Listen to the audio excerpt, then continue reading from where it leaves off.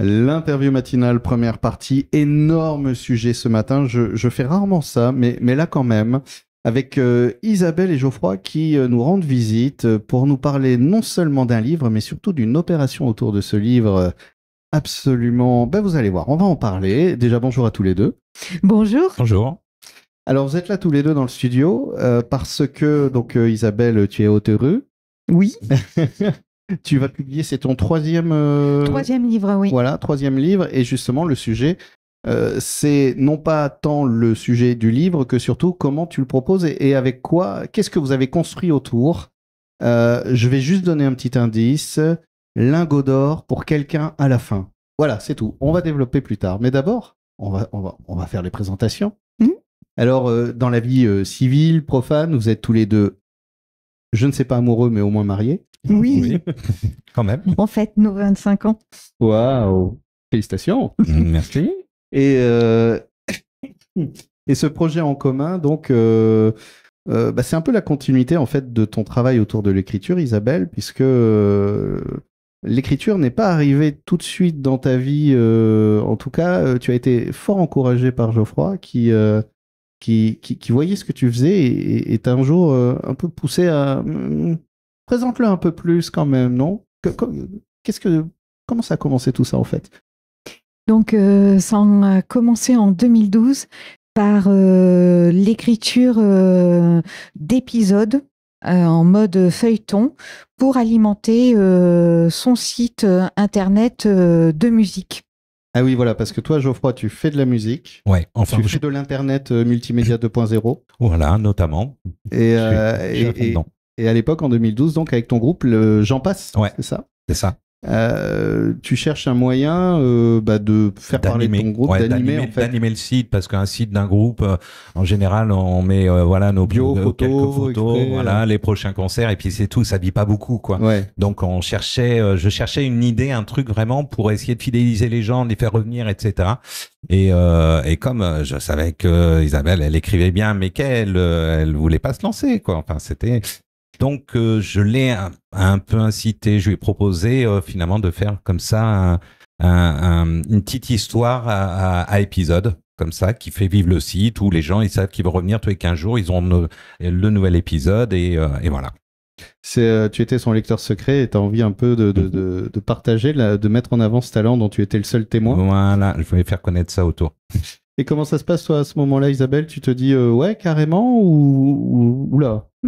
J'étais débordée, moi. Et donc, oui, après, au bout du compte, j'y suis arrivée. Oui, j'ai trouvé le temps. Parce qu'en fait, on se dit tout le temps qu'on n'a pas le temps et puis on arrive quand même à trouver du temps. J'aime bien dire plutôt que j'ai pas eu le temps, de dire j'ai pas pris le temps. C'est ça, en fait. La problématique, c'est ça. C'est ça, en réalité. On a plein de temps pour des choses, des fois pas forcément indispensables, mais qui sont peut-être moins pesantes dans l'idée à mettre en place. C'est complètement ça. En fait. Parce que c'est écrire, c'est quand même... Là, en plus, il y a un délai de parution, parce que l'idée, c'est ça, hein, c'était de publier tous les 15 jours pour vraiment créer un feuilleton. Complètement.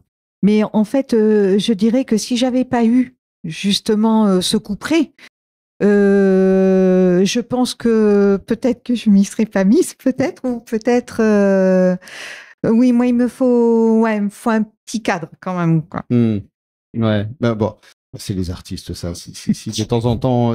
c'est pour ça que c'était bien dans la musique, quand il y avait des producteurs un peu cons qu'on pouvait détester, mais qui nous obligeaient à sortir l'album. Et ils ont la même chose en littérature, avec les éditeurs. Hein. Oui, qui râlent un peu. Oui, parce que alors voilà, en plus... Donc, il y a cette première aventure, ce feuilleton, donc, que tu publies. C'est quoi? C'est du fantastique, du thriller, de la chronique sociale? C'était un thriller, ouais. Et fantastique aussi. Oui. Thriller fantastique, ésotérique. Ouais. Et voilà, c'était... Bon, la vengeance, c'est un plat qui se mange froid, et c'était un petit truc un peu rigolo, enfin rigolo. Des meurtres gentils. Où effectivement, la grosse problématique de l'enquête, c'est que le principal suspect est mort une semaine avant d'avoir pu commettre ses crimes. Voilà, c'est tout. Ah oui, donc c'est compliqué ça du coup. C'est normalement pas possible. Bah oui, comment il a fait? Oh, il dans a fait fantastique. Ouais. Ta, ta, ta. Ce feuilleton, ensuite, il est publié du coup ou il reste là sur le site? Non, pas du tout. Mais par contre, après, effectivement, ça a plu et donc les gens m'ont encouragé pour l'écriture d'un roman, quoi, qui a été Dylan, mon premier roman. Voilà. Donc ce premier roman, voilà, Dylan, qui se passe dans le sud Gironde. C'est ça, hein, Oui, tout à fait. Et où là, tu reconstitues vraiment, en plus, parce que le livre se passe sur 16 ans, en fait. C'est-à-dire qu'il y a un moment avant et un moment pendant. Ouais, c'est ça. Et tu me disais, tu es parti faire des recherches vraiment sur Saint-Symphorien, comment c'était au milieu des années 90. Tout ça, oui. Quel travail. Je me suis même amusée pour savoir si en telle année, tel jour, c'était vraiment une nuit de pleine lune. Ah oui. Oui. Bon, c'est le sens du détail, hein, quand même. Oui. C'était pour vraiment jouer sur cette confusion, pour faire vraiment réel. Voilà. Au départ, tu as une formation d'anthropologue. Oui. Est-ce que ça vient de là, ce sens du détail, de l'observation, de la restitution? L'observation, oui, beaucoup. Ouais. Et de mon métier aussi, parce que comme j'ai travaillé avec des personnes en situation de polyhandicap, il faut énormément, tout est basé sur les petits signes, sur tout ce qu'on peut détecter au niveau expression. Là, on ne peut pas être sur du verbal, voilà, on est sur du non-verbal et voilà.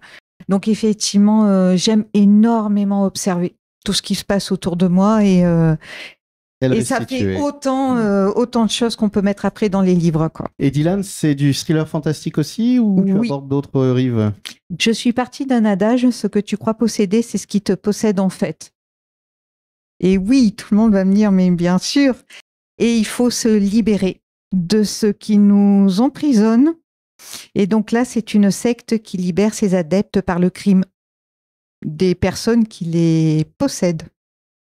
Alors, donc là, l'histoire, c'est quoi? C'est une secte qui libère ses adeptes par le crime, mais libéré entre guillemets.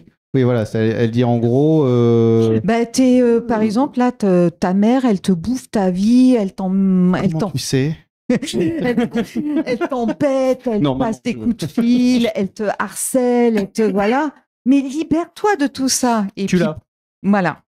Radical, mais efficace. On peut aussi l'inviter à la tuer symboliquement ou métaphoriquement ou...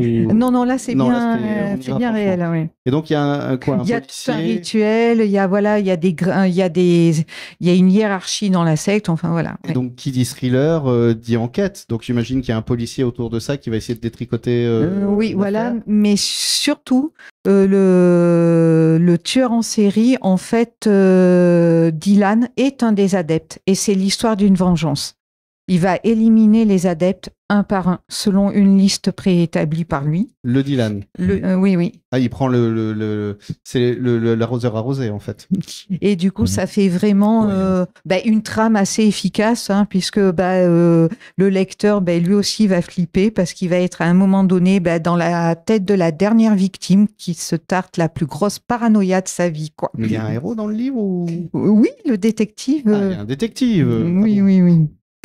Il y a un détective qui va essayer de démêler tout ça. D'accord, qui lui est un personnage... C'est quoi son prénom, détective d'ailleurs? Alexandre. Donc Alexandre, si tu nous écoutes, merci. Je savais pas que le Sud-Gironde était aussi wouhou. Et donc ce premier livre, il y a, comme tu le disais, des retours, le plaisir de l'auteur qui d'un coup a des retours des lecteurs qui sont touchés par l'histoire, mais aussi par la reconstitution, par l'univers que tu crées. Oui, complètement. Il y en a qui ont salué l'aspect justement très réel, qui m'ont même demandé si le tueur en série avait été arrêté. Tu as peut-être créé une légende urbaine ou urbano-rurale. C'est ça. D'autres qui m'ont parlé de lecture en apnée. Ah ouais. Alors là, c'est moi qui suis en apnée parce que je viens de voir qu'on est déjà à la fin de la première partie de l'interview. On a parlé que du premier livre. Oh la Oui, ou la vache. Donc, ce que je te propose, c'est qu'on va faire une petite pause. On va se retrouver dans la deuxième partie de l'interview. On va parler aussi donc de l'autre livre qui reprend le même détective, Éther, et surtout du troisième ouvrage, un recueil de nouvelles, et qui va permettre peut-être même sûrement d'ailleurs, à un de ses lecteurs de gagner un lingot d'or. Et pour savoir comment, pour en savoir plus, rendez-vous dans la deuxième partie de l'interview. Deuxième partie de l'interview matinale, toujours en compagnie d'Isabelle Hermelin, auteure. 3 ouvrages dont le troisième, apparaître très prochainement, permettra à un des lecteurs de gagner un lingot d'or. On va détailler tout ça, mais avant, j'aimerais qu'on parle du deuxième ouvrage que tu as publié, Éther, avec toujours ce personnage de policier qui était déjà dans le premier, Dylan, et que tu vas un peu tordre dans tous les sens, un peu jouer avec, en fait, ce personnage dans celui-là. Mais en fait, ce détective, pour moi, il était intéressant parce que c'était une façon aussi de déconstruire les stéréotypes du détective, avec toujours plein de casseroles qui se traînent, avec voilà.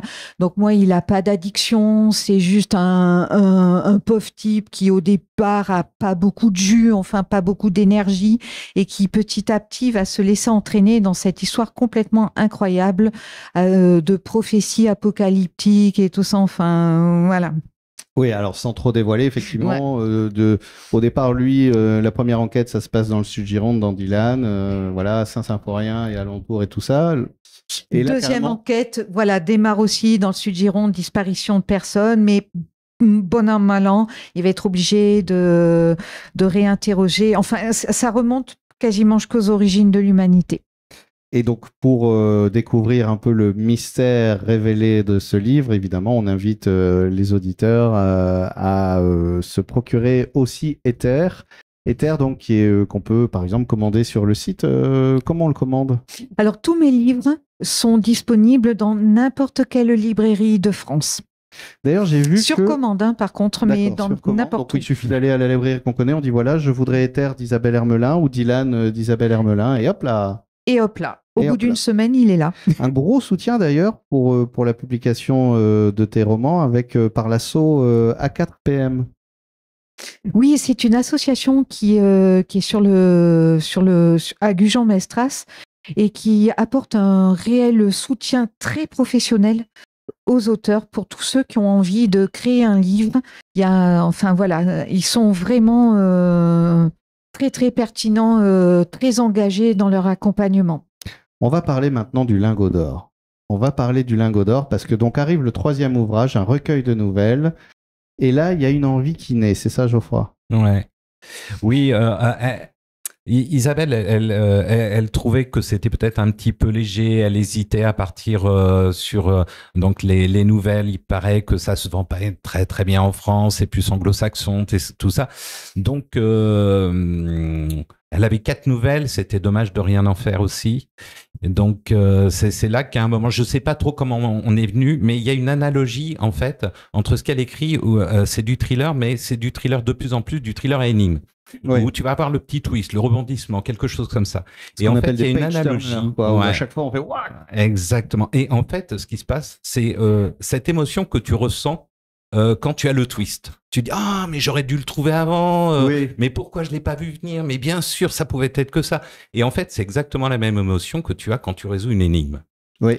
Et c'est parti un peu de cette analogie-là pour appuyer son écriture qui va de plus en plus dans l'énigmatique.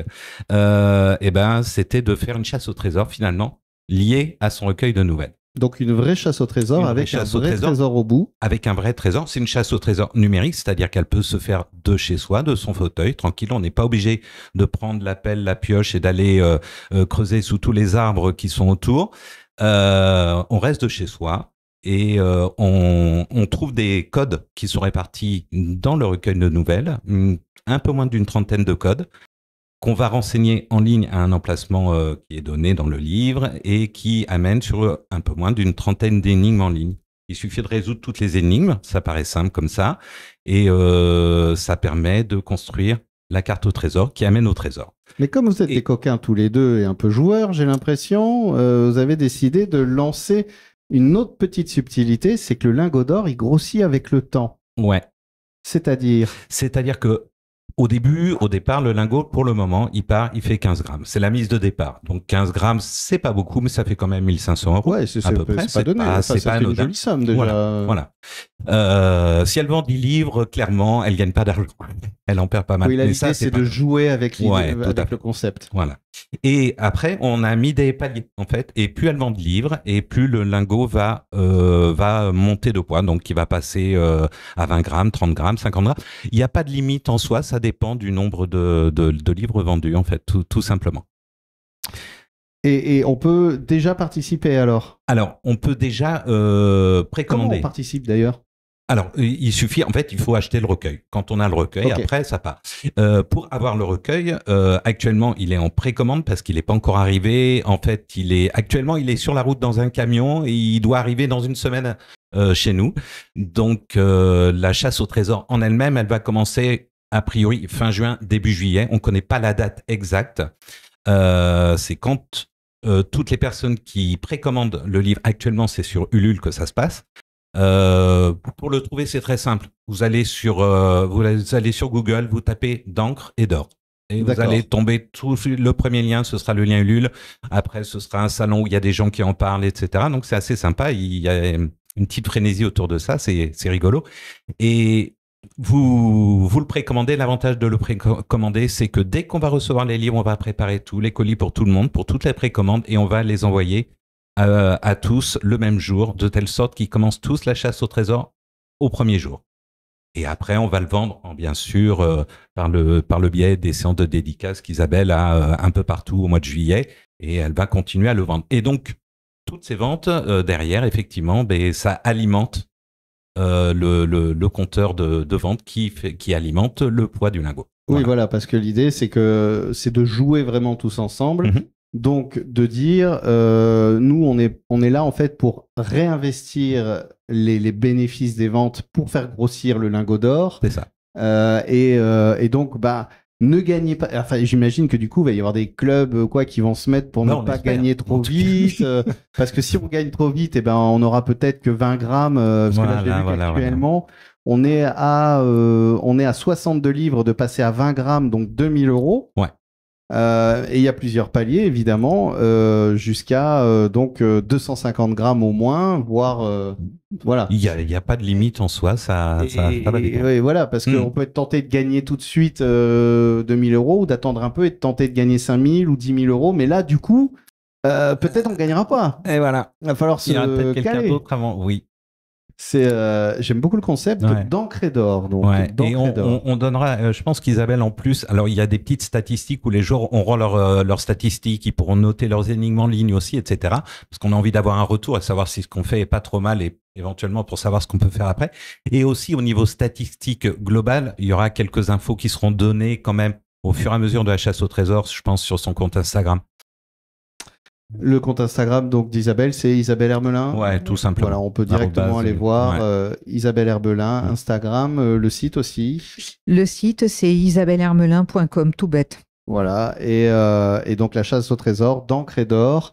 Pour l'instant, on peut trouver les infos sur Ulule. Après, j'imagine qu'il y aura un site dédié qui va popper en ligne au moment du top départ. Alors, il existe déjà, et par contre, ce qui n'est pas encore ouvert, effectivement, c'est la chasse au trésor en elle-même, qui est sur une adresse qui, pour le moment, n'est pas encore communiquée, mais c'est l'affaire d'un peu plus d'une semaine. Voilà. Et au passage, c'est aussi un livre avec 4 nouvelles. Alors, on va pas pouvoir trop détailler les sujets, mais 4 nouvelles, tu m'en parlais avant, avec il y a toujours ce côté un peu drame ludique, en fait, j'ai l'impression, dans ce que tu écris. Oui, complètement, oui. Il y a beaucoup d'humour, oui. Beaucoup d'humour noir, oui. et dit-elle en faisant...